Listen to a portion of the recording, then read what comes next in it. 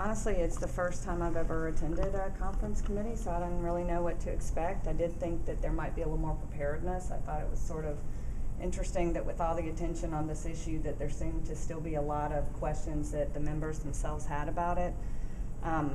Personally, I appreciated Senator Yarborough's questions about schools that abut parks and that use those parks for recess and after-school activities. I don't feel like there was any adequate answer to how to handle that.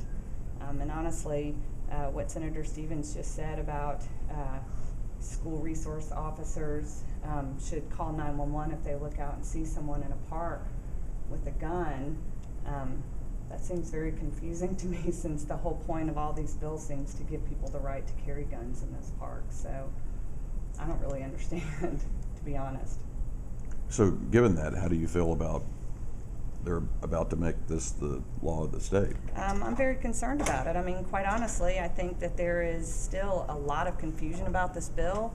I wonder if all you guys have been following it as I have. You've listened to everything I heard. Do you really understand what it is that they decided on? Because I don't, and I still think it's interesting that Senator Yarborough's amendment to allow guns in the Capitol, that got removed without any even real discussion.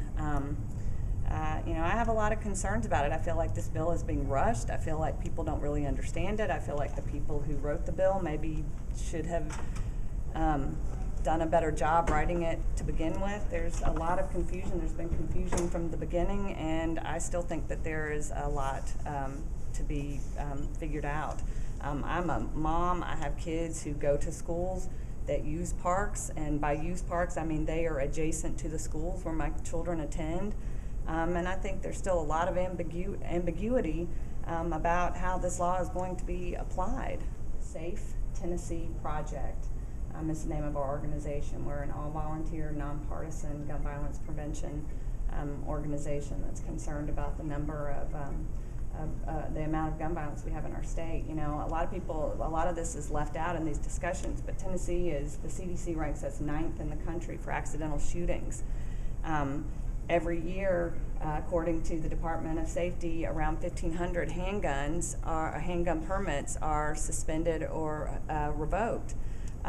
So those are things that factor into my feelings about this bill and about people with guns being near my children when they're at school.